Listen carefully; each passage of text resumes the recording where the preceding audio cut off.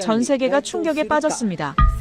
일본이 28년 동안 숨겨온 독도 관련 문서, 그리고 대마도의 진짜 주인까지 밝혀졌습니다. 한국은 아무 말도 하지 않았습니다. 군사 대응도 외교 항의도 없었죠.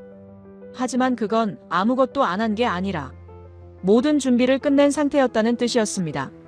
10년간 바다 밑에 센서를 깔고 전 세계에서 역사 자료를 모으고 심지어 일본 외무성 내부 고발자까지 확보했습니다. 그리고 단 72시간 만에 세계를 뒤흔든 반격이 시작됐습니다. 지금부터 그 전말을 공개합니다. 점이야. 대한민국 국민이라면 구독과 좋아요로 함께 응원해주세요. 인천공항에 도착한 건 오후 2시였습니다. 공항은 평온했어요. 뉴스에서도 독도 관련 보도가 거의 없었죠. 미국 방송은 난리였는데 말이에요. 이상했습니다. 마치 다른 나라에 온 것 같았어요. 리치 박사님이시죠? 국방부 연락관이 저를 맞이했습니다. 검은 승용차를 타고 우리는 서울이 아닌 동해안으로 향했어요. 어디로 가는 건가요? 포항 앞바다입니다. 특별보고가 준비돼 있습니다. 차 안에서 저는 계속 상황을 확인했습니다. 일본 군함은 여전히 독도 해역에 있었어요. 48시간째였죠. 그런데 한국 해군의 움직임은 포착되지 않았습니다. 위성으로도 레이더로도요. 저기 한국 해군은 어디 있나요? 연락관이 잠깐 저를 봤습니다. 그리고 미소를 지었어요. 곧 보시게 될 겁니다. 차는 포항 외곽의 한적한 해안도로로 접어들었습니다. 민간인 출입금지 표지판이 보였어요. 군 초소를 3번 지나고 우리는 거대한 철문 앞에 멈췄습니다. 철문이 천천히 열렸습니다. 그 안은 지하였습니다. 비탈길을 따라 내려가는데 깊이가 보통이 아니었어요. 한 5분은 내려간 것 같습니다. 그리고 마침내 멈춘 곳 거대한 공간이 펼쳐졌습니다. 여기가 어디죠? 해군 통합작전사령부 동해기지입니다. 공식적으론 존재하지 않는 곳이죠. 제 눈앞엔 믿을 수 없는 광경이 펼쳐졌어요. 축구장 3개는 될 것 같은 거대한 지하 공간. 천장까지 이어진 대형 화면들, 수십 명의 분석관들이 실시간 정보를 확인하고 있었습니다. 그런데 가장 놀라운 건 따로 있었어요. 화면 중앙에 떠 있는 입체 지도. 동해 전체가 실시간으로 펼쳐져 있었고 모든 군함의 위치가 파란색 점과 빨간색 점으로 표시돼 있었습니다. 파란색은 한국, 빨간색은 일본이었어요. 해저 감시 장치 시스템입니다. 2019년부터 만들었어요. 동해 전역에 2,800여 개의 감지 장치가 설치돼 있습니다. 장성 한 분이 다가왔습니다. 리치 박사님, 멀리서 오셨습니다. 궁금하셨죠? 왜 우리가 움직이지 않는지. 네, 솔직히 이해가 안 됩니다. 일본 군함이 이미 48시간째 독도 해역에 있는데요. 참모 차장이 큰 화면을 가리켰습니다. 저기 보이는 빨간 점 3개가 일본 군함입니다. 최신형 구축함 3척이죠. 알고 있습니다. 그래서 왜 대응을 안 하시는 겁니까? 박사님, 질문을 바꿔보시죠. 우리가 대응을 안 하는 게 아니라 대응할 필요가 없다면 어떻겠습니까? 무슨 말씀이신지. 참모 차장이 화면을 조작했습니다. 그러자 입체 지도가 확대됐어요. 일본 군함 주변에 파란색 점이 6개 나타났습니다. 이건 우리 잠수함입니다. 모두 6척. 모두 48시간 전부터 저 위치에 있었습니다. 저는 말문이 막혔습니다. 일본은 모르나요? 당연히 모릅니다. 우리 잠수함은 특수 엔진을 달고 있어요. 20일간 물속에서 소리 없이 움직일 수 있습니다. 일본 탐지 장비로는 찾을 수가 없죠. 참모 차장이 계속 설명했습니다. 일본 군함들이 지금 우리를 찾고 있습니다. 레이더를 돌리고 탐지 장비를 가동하고 정찰기까지 띄우고 있어요. 그런데 못 찾는 겁니다. 왜 그럴까요? 왜죠? 그들이 사용하는 바다 정보의 60% 이상이 우리가 제공하는 겁니다. 뭐라고요?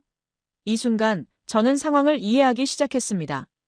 해류 정보, 수온 분포, 염분 농도, 해저 지형. 일본 해상자위대가 동해에서 작전하려면 이 정보가 꼭 필요합니다. 그런데 그 정보를 누가 만들까요? 한국해양과학기술원입니다. 설마 제공을 중단했나요? 3월 14일 새벽 4시 30분부로 전면 중단했습니다. 참모 차장의 표정이 차갑게 변했습니다. 일본은 지금 동해에서 앞을 못 보는 겁니다. 우리는 그들의 모든 걸 보고 있지만 그들은 아무것도 보지 못하는 거죠. 이게 우리가 침묵한 이유입니다. 저는 그 순간 깨달았습니다. 한국은 당황한 게 아니었어요. 기다리고 있었던 겁니다. 아니, 이미 승부를 끝낸 상태였죠. 박사님, 궁금하시죠? 우리가 언제부터 이걸 준비했는지. 참모 차장이 다른 화면을 켰습니다. 거기엔 10년치 기록이 쌓여 있었어요. 일본의 모든 해양 훈련 기록, 항로 패턴, 작전 계획.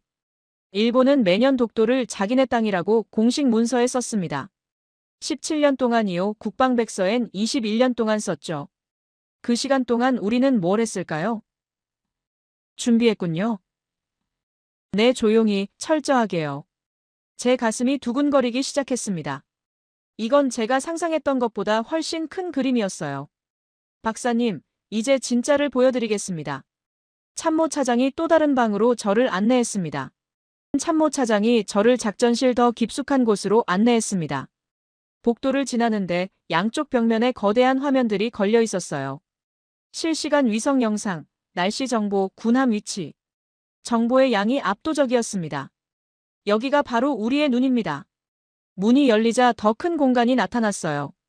원형 극장처럼 만들어진 지휘통제실이었습니다.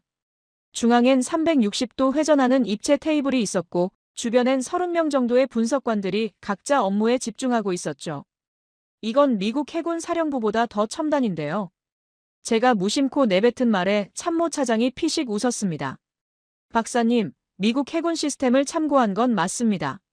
하지만 우린 한 단계 더 갔죠. 어떻게요? 미국은 위성과 군함 중심입니다. 우린 거기에 해저 감지망을 추가했어요.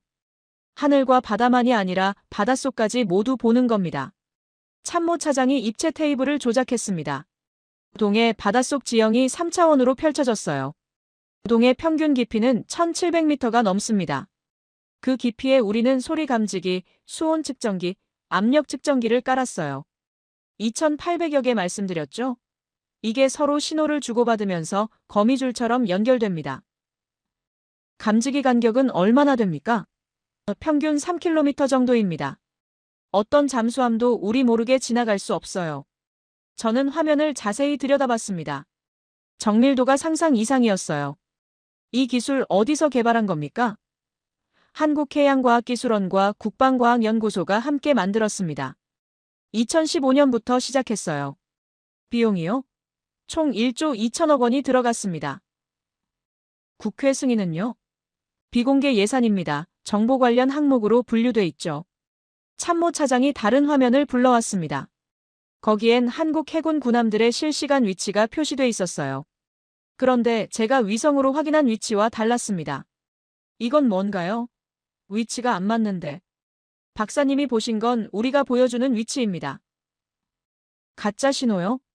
위치 조작 기술이죠.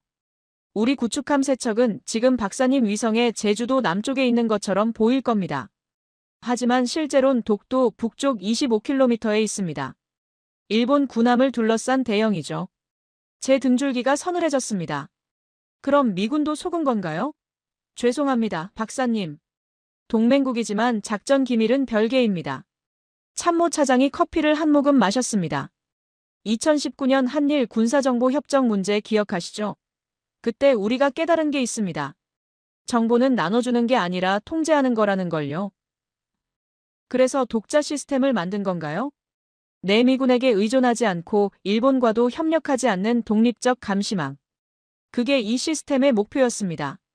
저는 화면을 계속 들여다봤습니다. 그러다 한 가지 이상한 점을 발견했어요. 저기 일본 군함들 움직임이 좀 이상한데요. 어떤 점이요? 레이더 돌리는 패턴이 불규칙합니다. 마치 길을 잃은 것 같아요. 참모 차장이 빙그레 웃었습니다. 정확한 관찰입니다. 그들은 지금 길을 잃은 겁니다. 바다 정보 중단 때문에요? 그것만이 아닙니다. 참모 차장이 다른 분석관을 불렀습니다. 김중령, 일본 측 위치 확인 시스템 교란 상황 보여드려. 김중령이라는 젊은 장교가 새 화면을 열었습니다. 일본 군함들은 미국 위성 위치 확인 시스템과 일본 자체 위성항법 시스템을 함께 사용합니다. 그런데 독도 해역은 특수합니다. 어떻게요? 독도 주변 30km는 자기장 이상 지역입니다. 원래 나침반 오차가 큰 곳이죠. 김중령이 잠깐 참모 차장을 봤습니다. 승인을 구하는 눈빛이었어요. 말해도 됩니다. 우리가 전자전 장비를 가동하고 있습니다. 위성 신호에 아주 미세한 지연을 만드는 거죠. 0.3초 정도인데 빠르게 움직일 때는 위치 오차가 200m까지 벌어집니다. 그게 문제 없나요? 우리 영해 안에서 우리 장비 쓰는 건 당연합니다. 게다가 일본은 지금 우리 영해를 침범한 상태고요. 저는 할 말을 잃었습니다. 박사님, 이해하세요. 우린 전쟁하려는 게 아닙니다. 다만 우리 땅을 지키려는 거죠. 그리고 그 방법이 힘이 아니라 기술이라는 걸 보여주는 겁니다. 참모 차장이 중앙 대형 화면을 가리켰습니다. 일본은 우리를 못 찾습니다. 우리 잠수함도, 우리 구축함도, 심지어 우리 해안 레이더 위치도 모릅니다. 하지만 우리는 그들의 모든 걸 알고 있어요. 함장이 누군지, 연료가 얼마나 남았는지, 심지어 배 안에 식량이 얼마나 있는지까지요. 하지만 우리 국가정보원 암호 해독팀이 48시간 전에 풀었어요. 저는 그 순간 깨달았습니다. 한국이 준비한 건 단순한 군사력이 아니었어요. 정보전쟁에서의 완전한 우위였습니다. 박사님, 궁금하실 겁니다. 왜 이걸 미국과 나누지 않았냐고. 간단합니다. 우리가 미국에 알리면 일본도 결국 알게 되니까요. 미국과 일본은 동맹이잖아요. 참모 차장의 말이 현실적이면서도 씁쓸했습니다. 우린 동맹을 중요하게 생각합니다. 하지만 우리 영토는 우리가 지킵니다. 그게 독립국가 아니겠습니까? 그때 한 젊은 분석관이 급히 다가왔습니다. 중요한 움직임이 포착됐습니다. 뭔가? 중국 외교부가 공식 성명을 냈습니다. 일본의 독도 주장을 강하게 비판하는 내용입니다. 참모 차장의 눈빛이 날카로워졌습니다. 중국 외교부 대변인이 기자회견에서 일본의 독도 영유권 주장은 악성 언행이며 역사 반성이 없다는 증거라고 발언했습니다. 그리고 중국 주요 포털 사이트들이 독도를 한국 영토로 표기하기 시작했습니다. 저는 깜짝 놀랐습니다. 중국이 독도 문제에 이렇게 명확한 입장을 표명한 건 처음이었거든요. 왜 갑자기? 일본 총리가 최근 대만 문제에 개입하는 발언을 했습니다. 중국이 그에 대한 경고 차원에서 독도 카드를 쓴 거죠. 참모 차장이 조용히 말했습니다. 동북아 판이 움직이기 시작했습니다. 이건 더 이상 한일 양자 문제가 아니에요. 저는 워싱턴에 긴급 보고를 해야 한다고 생각했습니다. 상황이 제가 예상했던 것보다 훨씬 복잡하게 전개되고 있었거든요. 저는 작전실에서 밤을 지새웠습니다. 잠을 잘 수가 없었어요.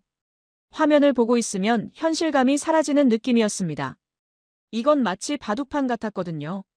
아니, 바둑보다 더 정교한 머리싸움이었죠. 그런데 일본 군함들, 아직도 적이 있네요. 네, 72시간째입니다. 연료는 40% 정도 남았을 거예요. 철수 안 하나요? 할 수 없습니다. 도쿄에서 명령이 안 내려오고 있거든요. 그때 참모 차장이 들어왔습니다. 리치 박사님, 재미있는 소식 들으실래요? 뭔데요? 일본 방위성이 긴급 회의를 소집했습니다. 3시간째 진행 중이에요. 무슨 회의인데요?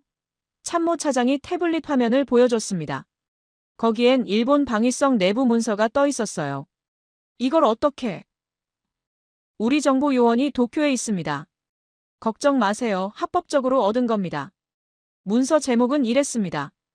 동해 작전 지속 가능성 평가 보고서. 저는 내용을 읽기 시작했습니다. 보고서에 따르면 일본 해상자위대는 심각한 문제에 직면해 있었어요. 바다 정보 부족으로 정확한 항로 설정이 불가능했고 한국 군함 위치 파악도 못하고 있었습니다. 더 심각한 건 따로 있었어요. 이 부분 보세요. 잠수함 탐지 성공률 0%라고 돼 있네요. 네, 그들은 우리 잠수함을 단 한 번도 찾지 못했습니다. 김중령이 설명을 이어갔습니다. 일본 군함의 수중 탐지 장비는 미국제입니다. 성능은 훌륭합니다. 하지만 동해 바다 특성을 모르면 소용없습니다. 수온층, 해류 방향, 염분 농도. 이런 정보 없이는 제대로 작동 안 해요. 참모 차장이 중앙 대형 화면을 가리켰습니다. 보세요, 박사님, 저 일본 군함들의 움직임을. 화면엔 지난 72시간 동안의 항적이 그려져 있었어요. 궤적이 불규칙했습니다. 마치 술 취한 사람처럼 비틀거리는 느낌이었죠. 정상적인 순찰 패턴이 아닙니다. 그들은 지금 우리를 찾으려고 이리저리 돌아다니고 있어요. 연료만 낭비하는 거죠. 한국 군함은요? 우린 가장 효율적인 항로로 이동하고 있습니다. 연료 효율 95% 수준이에요. 저는 숫자의 의미를 이해했습니다. 결국 시간이 지날수록 한국이 유리해지는 구조였어요. 그때 한 분석관이 급히 다가왔습니다. 일본 초계기가 독도 상공으로 접근 중입니다. 고도와 속도는? 고도 3000m, 속도 시속 450km. 5분 후 독도 영공 진입 예상됩니다. 참모 차장의 표정이 차갑게 변했습니다. 우리 전투기는 대기 중입니다. 울산 기지에서 긴급 출격 가능합니다. 출격 준비단, 대기 명령. 중앙 화면에 일본 초계기의 실시간 위치가 표시됐습니다. 독도까지 거리가 줄어들고 있었어요. 그때였습니다. 일본 초계기 고도 상승 중입니다. 7000m까지 올라가고 있습니다. 방향은? 북쪽으로 방향 틀었습니다. 독도를 피해가고 있습니다. 참모 차장이 미소를 지었습니다. 그들이 스스로 물러났군요. 왜죠? 우리 전투기를 감지했기 때문입니다. 박사님, 출격할 필요가 없습니다. 레이더에 잡혔다는 신호만 보내면 되거든요. 저는 이해했습니다. 한국은 실제로 힘을 쓰는 게 아니라 심리적 압박을 사용하고 있었어요. 지난 72시간 동안 일본 초계기는 총 17번 독도 접근을 시도했습니다. 그리고 17번 모두 스스로 물러났어요. 우리는 단 한 번도 실제 요격에 나서지 않았습니다. 완벽한 억제력이네요. 그게 바로 우리가 원한 겁니다. 싸우지 않고 이기는 것. 참모 차장이 새 화면을 열었습니다. 거기엔 지난 10년간의 기록이 정리돼 있었어요. 일본은 매년 독도를 자기네 땅이라고 주장했습니다. 공식 외교 문서에 17년, 국방백서에 21년.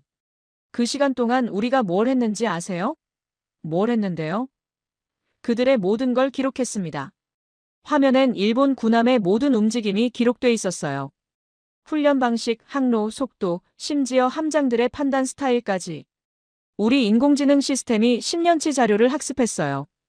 이제 일본 군함이 어떻게 움직일지 90% 이상 정확도로 예측합니다. 참모 차장이 예측 프로그램을 실행했습니다. 화면에 일본 군함의 향후 24시간 예상 경로가 그려졌어요. 그리고 6시간 후 실제 움직임과 비교했습니다. 일치율 94.7%. 박사님, 이해하시나요? 우리는 그들과 싸우지 않습니다. 다만 그들이 우리 없이는 아무것도 할 수 없다는 걸 증명할 뿐이죠. 저는 워싱턴에 보낼 보고서를 머릿속으로 정리하기 시작했습니다. 그런데 이게 전부가 아니었습니다. 박사님, 이제 진짜 중요한 걸 보여드리겠습니다. 참모 차장의 목소리가 낮아졌습니다. 일본이 군사적으로 움직인 건 사실 미끼였어요. 진짜 전쟁은 다른 곳에서 벌어지고 있습니다. 무슨 말씀이세요? 여론전입니다. 그리고 일본은 이미 공격을 시작했어요. 오전, 상황이 바뀌기 시작했습니다. 박사님, 이거 보셨어요? 김중령이 태블릿을 보여줬습니다. 미국 방송 뉴스가 떠 있었어요. 독도 분쟁 격화 한국의 과잉 대응 논란. 저는 화면을 읽기 시작했습니다. 내용이 이상했어요. 기사는 한국이 일본 군함에 위협적인 행동을 했다고 주장하고 있었습니다. 그런데 제가 직접 본 건 정반대였거든요. 이건 뭔가요? 완전히 왜곡된 내용인데. 일본이 움직였습니다. 외교전이 아니라 여론전으로요. 참모 차장이 상황실에 들어왔습니다. 지난 24시간 동안 일본 외무성과 방위성이 총 37개 국제 언론사에 보도자료를 배포했습니다. 내용은 한국의 공격적 대응에 관한 거예요. 증거는요? 조작된 레이더 자료입니다. 참모 차장이 다른 화면을 켰습니다. 일본 공영방송 뉴스였어요. 거기엔 한국 구축함이 일본 군함에 접근하는 영상이 나오고 있었습니다. 이 영상은요? 컴퓨터 그래픽입니다. 실제 영상이 아니에요. 김중령이 영상을 분석했습니다. 보세요. 이 부분 파도 모양이 부자연스럽습니다. 그리고 군함 그림자 각도가 태양 위치와 안 맞아요. 전문가가 보면 바로 알 수 있는 조작입니다. 하지만 일반 사람들은 모르겠죠. 참모 차장이 국제 여론 동향 자료를 보여줬습니다. 지난 24시간 동안 독도 분쟁 관련 소셜미디어 게시물이 340만 건 발생했습니다. 그중 68%가 일본 입장을 지지하는 내용이에요. 어떻게 그렇게 빨리? 자동 계정입니다. 컴퓨터로 만든 가짜 계정들이 동시다발적으로 같은 내용을 퍼뜨리고 있어요. 이건 사이버 공격입니다. 우리가 군사적으로 우위에 있다는 건 의미가 없어요. 국제 여론이 일본 편을 들면 우린 고립될 수 있습니다. 그때 외교부 연락관이 급히 들어왔습니다. 백악관에서 연락 왔습니다.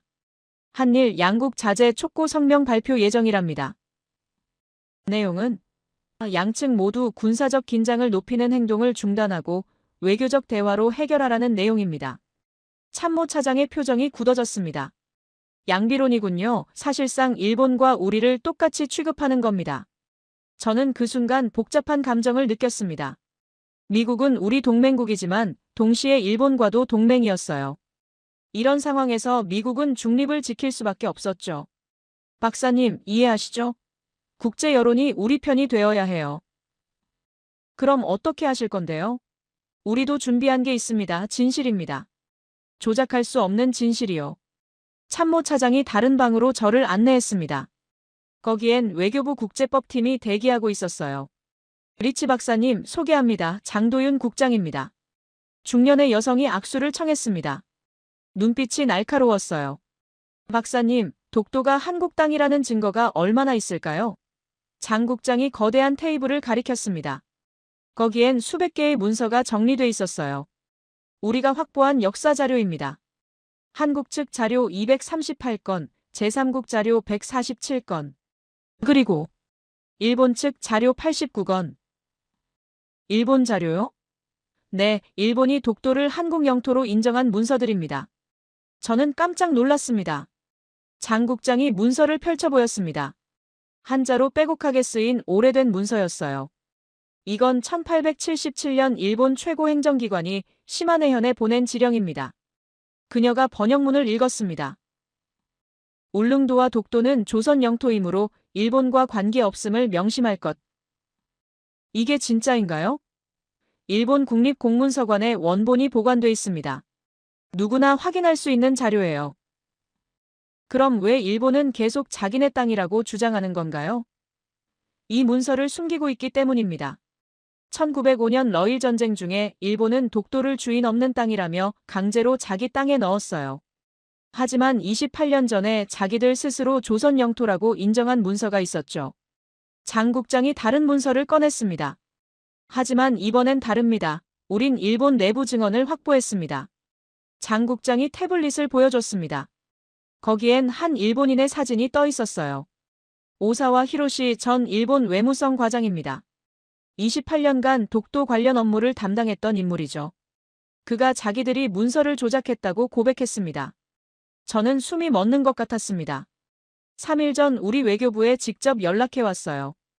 양심 선언을 하겠다고요. 왜 그런 걸 고백하는 거죠? 아들이 역사 선생님이랍니다. 거짓을 가르칠 수 없다고 했대요. 언제 공개할 건가요? 72시간 후입니다. 장 국장이 조심스럽게 말했습니다. 박사님, 독도는 시작일 뿐입니다. 진짜는 따로 있어요. 대마도입니다. 제 심장이 쿵 내려앉았습니다. 대마도요? 조선이 대마도를 통제했던 기록이 명확해요. 일본이 독도 카드를 꺼냈으니 우리는 대마도 카드를 꺼낼 겁니다. 저는 워싱턴에 긴급 보고를 해야 한다고 생각했습니다. 이건 동아시아 전체판을 뒤흔들 역사전쟁이 시작되는 거였습니다. 박사님, 중국이 움직인 것도 우연이 아닙니다. 장 국장이 새로운 자료를 보여줬습니다. 2025년 11월 중국 외교부가 일본의 독도 주장을 악성 언행이라고 강하게 비판했어요. 일본 총리가 대만 문제에 개입하는 발언을 했기 때문이죠. 센카쿠, 대만, 독도, 대마도 이 모든 게 연결돼 있습니다. 그럼 한국은 이걸 계산하고 있었던 건가요? 우리가 계획한 건 아닙니다. 다만 준비는 했죠. 기회가 왔을 때 잡을 수 있도록요. 저는 그제야 이해했습니다. 한국은 단순히 대응하는 게 아니었어요. 오히려 일본의 도발을 기회로 만들고 있었던 겁니다. 72시간 후 세계가 놀랄 겁니다.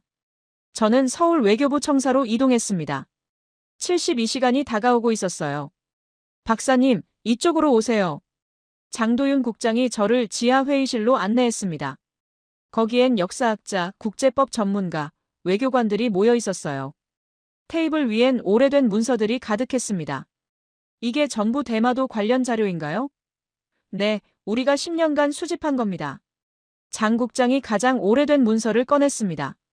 1443년 개해약조입니다. 조선 세종 때 대마도주와 맺은 조약이죠. 내용을 보시면 문서엔 한자로 빼곡하게 적혀 있었어요. 대마도주는 조선 국왕에게 신하의 예를 올린다. 조선은 대마도에 쌀과 곡식을 공급하고 대마도는 조선 땅처럼 다스린다. 이건 사실상 조선 영토였다는 얘기네요. 그렇습니다. 400년 넘게 대마도는 조선의 통제 아래 있었어요. 일본 막부보다 조선 조정에 더 의존했죠. 한 역사학자가 설명을 이었습니다.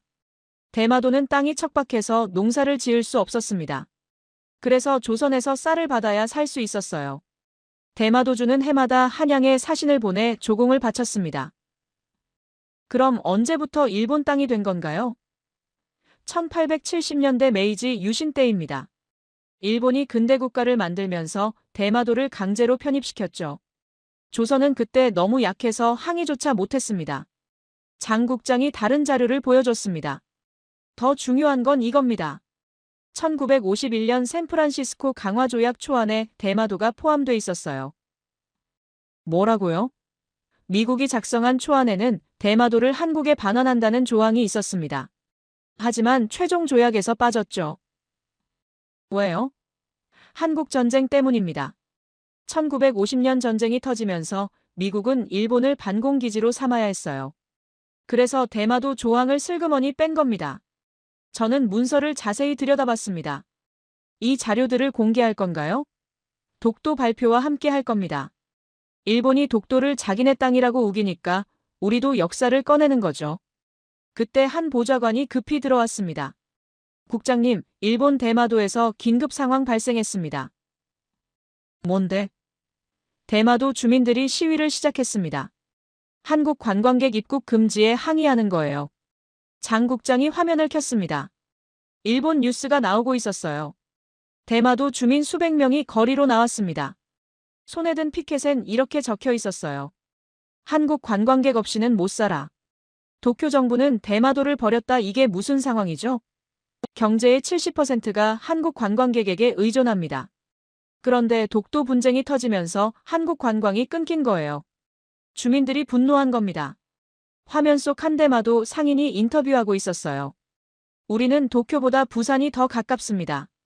역사적으로도 우리는 늘 조선과 함께 살았어요.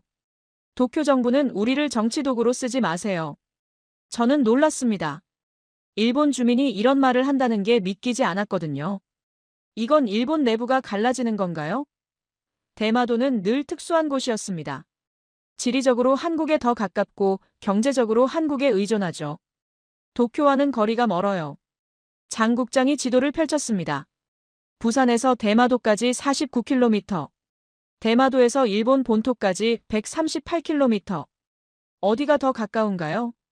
역사도 그렇고 지리도 그렇고 대마도는 한국 땅이 맞는 것 같은데요. 그래서 우리가 이 카드를 꺼내는 겁니다. 독도만 주장하면 방어적으로 보여요. 하지만 대마도까지 거론하면 공격으로 바뀌는군요. 정확합니다. 일본이 독도를 문제 삼으면 우리는 대마도를 문제 삼는 거죠.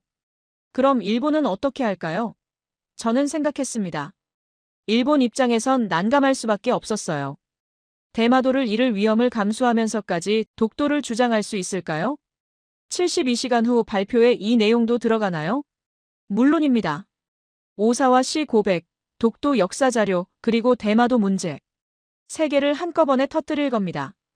일본은 독도 하나 건드렸다가 대마도까지 흔들리는 상황을 맞게 될 겁니다. 저는 그 순간 한국의 전략을 완전히 이해했습니다. 이건 단순한 영토 분쟁이 아니었어요. 역사 전쟁이자 심리전이었습니다.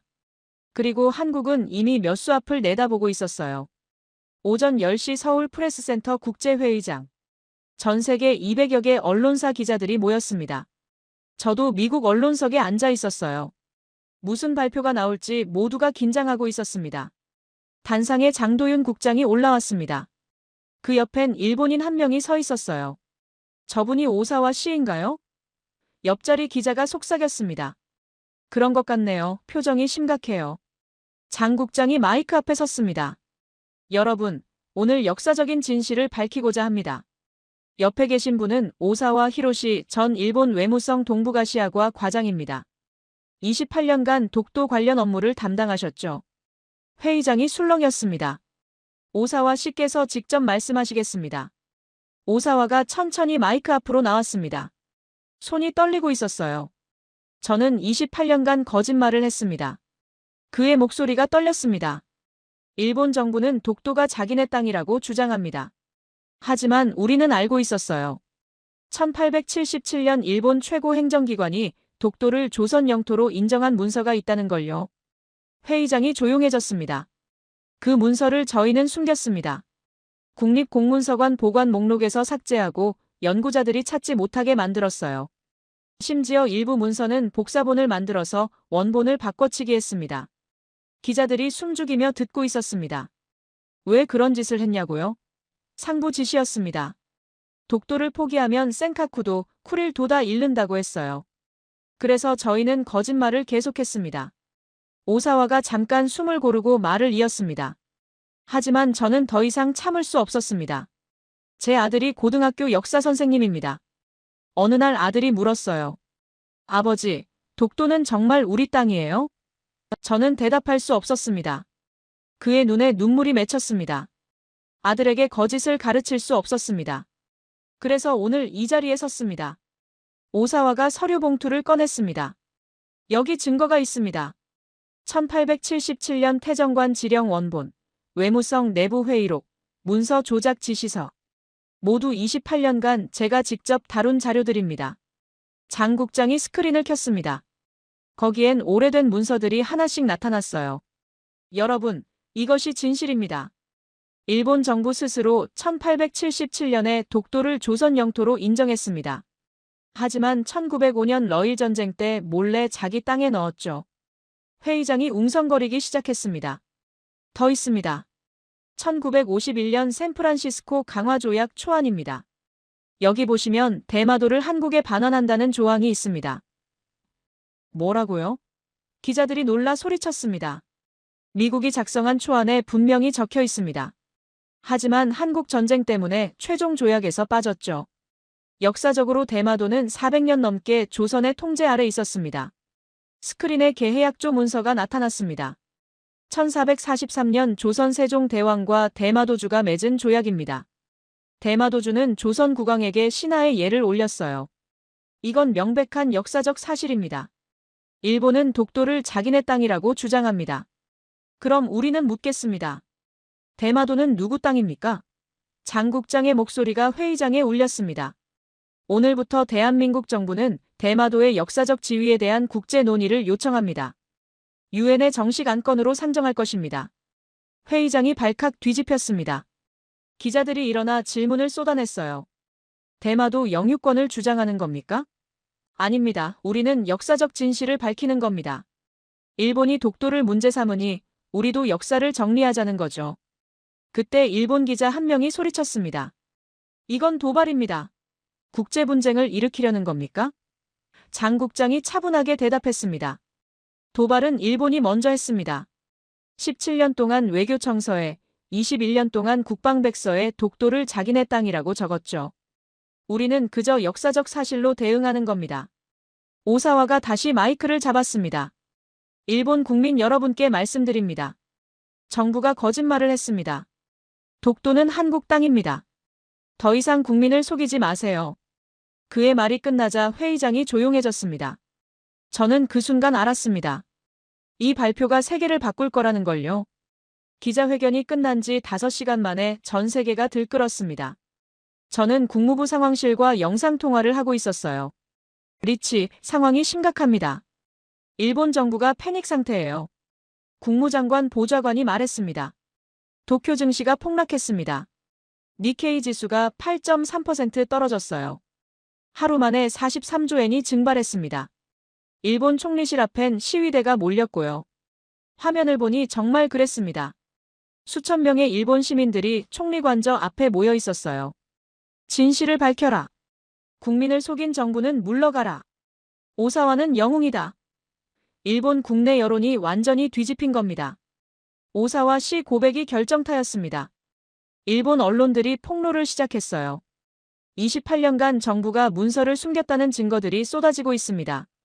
저는 서울 외교부로 다시 갔습니다. 모두가 긴장한 표정으로 모니터를 지켜보고 있었어요. 박사님, 일본 주요 신문사들이 사설을 냈습니다. 한 직원이 번역문을 보여줬습니다. 아사히 신문 정부는 국민에게 사죄하라. 28년간의 거짓말은 용서받을 수 없다. 마이니치 신문 독도는 한국 땅이다. 이제라도 진실을 인정해야 한다. 요미우리 신문 외교 참사다. 총리는 책임지고 물러나라. 심지어 보수 성향의 신문들까지 정부를 비판하고 있었습니다. 일본 내부가 완전히 갈라졌네요. 네, SNS도 난리입니다. 일본 젊은 세대들이 우리 정부가 거짓말쟁이였다며 분노하고 있어요. 그때 긴급 뉴스가 떴습니다. 오후 5시 일본 총리가 단상에 올랐습니다. 표정이 굳어 있었어요. 옆에는 외무장관과 관방장관이 서 있었습니다. 국민 여러분께 깊이 사과드립니다. 총리가 90도로 허리를 숙였습니다. 정부가 역사적 사실을 제대로 밝히지 못했습니다. 1877년 태정관 지령에 대해 우리는 충분히 설명하지 않았습니다. 충분히 설명하지 않았다고? 아예 숨긴 거잖아. 외교부 직원들이 소리쳤습니다. 오사와 히로시 전 과장의 증언을 무겁게 받아들입니다. 외무성 내부 조사를 즉각 시작하겠습니다. 독도 문제에 대해 한국 정부와 대화할 용의가 있습니다. 회의실이 술렁였습니다. 그리고 총리가 힘겹게 말을 이었습니다. 대마도 문제도 역사적 검토가 필요하다는 점을 인정합니다. 1443년 개해약조를 비롯한 역사 자료를 함께 연구하자는 한국 정부의 제안을 받아들이겠습니다. 그녀의 눈에 눈물이 맺혀 있었어요. 우리가 해냈습니다. 그때 또 다른 뉴스가 떴습니다. 중국 외교부 긴급 성명 발표. 중국 외교부 대변인이 기자회견장에 나타났습니다. 중국 정부는 한국의 입장을 전적으로 지지합니다. 독도는 역사적으로 한국 영토이며 일본은 과거 침략 역사를 반성해야 합니다. 일본이 영토 문제를 왜곡하는 것은 동아시아 평화를 해치는 행위입니다. 센카쿠 열도 문제도 마찬가지입니다. 역사를 왜곡하는 나라는 국제사회에서 신뢰받을 수 없습니다. 중국이 완전히 한국 편을 든 거네요. 일본이 대만 문제에 개입했으니까요. 중국은 이 기회에 일본을 완전히 압박하는 겁니다. 연달아 뉴스가 쏟아졌습니다. 동남아 국가들, 한국 지지 성명 발표 상황이 급격히 움직이고 있었습니다. 그리고 다음 날 아침 결정적인 순간이 왔습니다. 오전 10시, 백악관 저는 텔레비전 앞에 앉아 있었습니다. 한국 외교부 직원들도 모두 모여 있었어요. 미국 대통령이 단상에 올랐습니다. 여러분, 오늘 미국 정부의 공식 입장을 밝히겠습니다. 대통령이 준비된 원고를 펼쳤습니다. 미국은 역사적 사실을 존중합니다. 지난 72시간 동안 우리 국무부와 국방부는 1877년 일본 태정관 지령을 비롯한 관련 문서들을 면밀히 검토했습니다. 검토 결과 독도가 한국 영토라는 역사적 근거가 명확하다고 판단했습니다. 따라서 미국 정부는 독도를 대한민국의 고유 영토로 인정합니다. 이는 역사적 사실에 기반한 결정입니다. 회의실이 환호성으로 가득 찼습니다. 외교부 직원들이 서로 껴안았어요. 몇몇은 울고 있었습니다. 대통령이 말을 이었습니다. 1443년 개해약조를 비롯한 역사 자료들을 보면 대마도가 조선의 영향권 아래 있었다는 증거가 충분합니다. 미국은 이를 역사적으로 논란이 있는 지역으로 인정하며 한일 양국의 공정한 역사 검토를 지지합니다. 10년을 준비했어요. 그녀가 떨리는 목소리로 말했습니다. 2015년부터 우리는 이 순간을 준비했습니다. 해저 센서, 역사 자료, 일본 내부 증언. 하나도 쉬운 게 없었어요. 참모 차장이 그녀의 어깨를 토닥였습니다. 당신 덕분입니다, 국장님. 그날 오후 연쇄 반응이 시작됐습니다. 오후 2시 유럽연합 공식 성명. 이유는 미국의 결정을 존중하며 독도가 한국 영토임을 인정합니다. 영국 외무부 성명. 역사적 증거를 바탕으로 한국의 입장을 지지합니다. 호주, 캐나다 동조. 한국의 독도 영유권을 인정합니다. 인도 외교부. 역사적 사실은 존중되어야 합니다. 동남아시아 국가연합. 아세안 10개국은 한국의 입장을 지지합니다. 일본은 완전히 고립됐습니다. 저는 그날 저녁 도쿄발 뉴스를 봤습니다. 일본 총리실 앞 시위는 더 커졌습니다. 이제 10,000명이 넘는 시민들이 모여 있었어요. 총리는 사퇴하라. 국민을 속인 정부는 필요 없다. 한국에 사과하라. 일본 여당 내부에서도 균열이 시작됐습니다. 의원 30명이 총리 퇴진을 요구하는 성명을 냈어요. 이건 일본 정부가 무너지는 건가요? 제가 물었습니다. 무너지는 게 아닙니다. 새로 태어나는 겁니다. 거짓 위에 세운 건물은 언젠가 무너지게 돼 있어요. 일본이 진실 위에서 다시 시작할 기회를 얻은 겁니다. 그날 밤 저는 워싱턴으로 돌아가는 비행기를 탔습니다. 창밖으로 서울 야경이 보였어요. 반짝이는 불빛들, 그 불빛 하나하나에 10년을 준비한 사람들이 있었습니다. 저는 노트북을 열어 중간 보고서를 작성하기 시작했습니다. 외교 압박이 아닌 역사적 진실로, 즉흥적 대응이 아닌 10년 준비로 승리했다. 이것이 21세기 영토 분쟁의 새로운 모델이다. 하지만 저는 알고 있었습니다. 이건 끝이 아니라 시작이라는 걸요. 대마도 문제가 남아 있었습니다. 저는 미국 대표단 고문 자격으로 안전보장이사회 긴급회의에 참석했습니다. 전 세계 193개 회원국이 이 회의를 주목하고 있었어요. 한국 대표가 단상에 올랐습니다. 외교부 장관이었어요. 의장님, 그리고 각국 대표님들, 우리는 오늘 역사적 정의를 바로 세우고자 합니다. 대형 스크린에 1877년 문서가 나타났습니다. 여러분이 보시는 이 문서는 1877년 3월 29일 일본 최고 행정기관인 태정관이 시마네현에 보낸 공식 지령입니다. 한국 장관이 또박또박 읽었습니다. 울릉도와 독도는 조선 영토이므로 일본과 관계없음을 명심할 것. 이것은 일본 정부 스스로 작성한 공식 문서입니다. 회의장이 조용했습니다. 28년간 일본 외무성에서 근무한 오사와 히로시 전 과장이 증언했습니다. 일본 정부는 이 문서의 존재를 알면서도 의도적으로 숨겼습니다. 심지어 보관 목록에서 삭제하고 연구자들의 접근을 막았습니다. 스크린에 오사와의 기자회견 영상이 나왔습니다. 저는 28년간 거짓말을 했습니다. 이것이 진실입니다. 독도는 역사적으로, 법적으로, 실효적으로 대한민국 영토입니다. 일본 대표가 천천히 일어났습니다. 회의장 모두가 그를 봤습니다. 의장님, 일본 정부는 1877년 태정관 지령을 인정합니다. 회의장이 술렁였습니다. 이 문서는 실제하며 당시 일본 정부의 공식 입장이었습니다. 우리는 이 역사적 사실을 부인할 수 없습니다. 일본 대표가 깊이 숨을 들이쉬었습니다. 따라서 일본 정부는 독도가 대한민국 영토임을 인정합니다.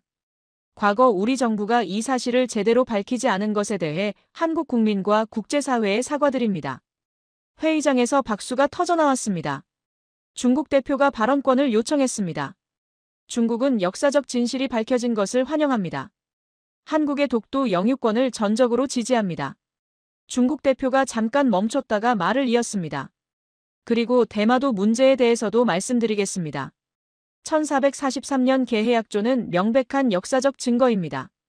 400년 넘게 대마도는 조선의 영향권 아래 있었습니다. 이에 대한 국제학술 연구를 제안합니다. 러시아 대표도 동의했습니다. 역사적 진실은 존중되어야 합니다. 러시아는 대마도의 지위에 대한 공정한 역사 검토를 지지합니다. 영국 대표가 발언했습니다. 영국도 같은 입장입니다. 1951년 샌프란시스코 강화조약 초안에 대마도 반환 조항이 있었다는 것은 역사적 사실입니다. 이에 대한 재검토가 필요합니다. 미국 대표가 마지막으로 발언했습니다. 미국은 동맹국들의 평화적 해결을 지지합니다. 독도는 대한민국 영토로 인정하며 대마도 문제는 한일, 양국 간 진지한 역사적 대화를 통해 풀어가길 바랍니다. 미국 대표가 덧붙였습니다. 역사를 직시하는 용기. 그것이 21세기 국제 질서의 기초가 되어야 합니다. 오사와 히로시 씨가 보여준 양심의 용기를 우리는 기억할 것입니다. 의장이 결의안을 낭독했습니다. 유엔 안전보장이사회는 다음과 같이 결의합니다. 첫째, 독도는 대한민국의 고유 영토임을 유엔이 공식 인정합니다. 둘째, 대마도의 역사적 지위에 대해 한일 양국의 학술적 공동 연구를 권고하며 유엔 산하 국제사법재판소의 자문 관할을 인정합니다. 셋째, 오사와 히로시 씨의 양심적 증언을 높이 평가하며 역사적 진실 규명에 기여한 공로를 인정합니다. 넷째, 동아시아 영토 분쟁의 평화적 해결을 촉구하며 모든 당사국의 성실한 이행을 요구합니다. 본 결의안에 찬성하시는 분은 거수해 주시기 바랍니다. 15개 이사국 중 14개국이 손을 들었습니다. 일본은 기권했어요. 반대표는 없었습니다. 본 결의안은 통과되었습니다. 의장이 의사봉을 두드렸습니다. 그 순간 저는 한국 대표단이 서로 껴안고 눈물 흘리는 모습을 봤습니다. 70년 넘게 이어진 분쟁이 마침내 끝난 겁니다. 일주일 후 저는 특별한 초대를 받았습니다. 독도 방문이었습니다. 저는 울릉도에서 헬리콥터를 탔습니다. 동해 바다를 가로질러 20분을 날아갔어요. 그리고 마침내 독도가 보였습니다. 동도와 서도 두 개의 작은 섬. 하지만 그 의미는 엄청났습니다. 헬리콥터가 동도에 착륙했습니다. 장도윤 국장과 참모차장이 함께 있었어요. 박사님, 어떻게 생각하세요? 장 국장이 물었습니다. 놀랍습니다. 한국이 이렇게 치밀하게 준비했을 줄 몰랐어요. 10년 걸렸습니다. 그녀가 바다를 바라보며 말했습니다. 2015년 우리는 결심했어요. 더 이상 일본의 도발에 감정적으로 대응하지 않기로. 대신 철저하게 준비하기로. 해저 센서 네트워크부터 시작했습니다. 참모차장이 설명을 이었습니다. 2847개 센서를 5년에 걸쳐 설치했어요. 동시에 역사 자료를 전 세계에서 수집했습니다. 한국, 일본, 미국, 영국. 238건의 한국 자료, 147건의 제3국 자료, 89건의 일본 자료. 오사와 씨는 어떻게 만났나요? 그분이 먼저 찾아왔습니다. 장 국장이 대답했습니다. 3년 전이었어요. 익명으로 이메일이 왔습니다. 저는 일본 외무성 직원입니다. 정부가 문서를 숨기고 있습니다. 처음엔 의심했죠. 하지만 그분이 보낸 자료를 보고 진짜라는 걸 알았습니다. 3년이나 설득했나요? 설득이 아니었습니다. 그분을 보호하는 게 먼저였어요. 일본 정보기관이 눈치채면 위험했으니까요. 그래서 조심스럽게 천천히 준비했습니다. 우리는 독도 동도 정상으로 올라갔습니다. 거기엔 새로운 기념비가 세워져 있었어요. 진실은 준비된 자의 무기다. 유엔 공식 인정 72시간의 침묵 10년의 준비장 국장이 조용히 기념비에 손을 얹었습니다. 박사님, 미국에 돌아가시면 한 가지만 전해주세요. 뭔가요? 한국은 작은 나라지만 진실만은 포기하지 않는다고요. 그리고 준비하는 나라는 결국 이긴다고요. 참모차장이 덧붙였습니다. 우리는 10년을 기다렸습니다. 감정적으로 대응하지 않았어요. 대신 센서를 깔고 자료를 모으고 증인을 찾았습니다. 그리고 일본이 스스로 도발하게 만들었죠. 일부러 기다린 건가요? 네, 우리가 먼저 움직이면 공격적으로 보입니다. 하지만 일본이 먼저 도발하면 우리는 정당방위가 되는 거죠. 저는 고개를 끄덕였습니다. 그날 오후 저는 독도를 떠나기 전에 마지막으로 섬을 둘러봤습니다. 작은 섬이었습니다. 면적도 얼마 안 됐어요. 하지만 이 섬을 지키기 위해 10년을 준비한 사람들이 있었습니다. 밤낮 없이 센서를 설치한 엔지니어들. 전 세계를 돌며 자료를 모은 역사학자들. 3년간 오사와 씨를 보호하고 설득한 외교관들. 72시간 동안 긴장 속에서 상황을 지켜본 군인들. 그들 모두가 이 승리를 만들었습니다. 저는 그날 밤 서울로 돌아와 최종 보고서를 작성했습니다. 정보력이 군사력을 이긴다. 해저 센서 2847개가 만든 완벽한 감시망. 일본 군함의 94.7% 예측 정확도. 정보 통제를 통한 심리전 승리. 진실이 거짓을 이긴다.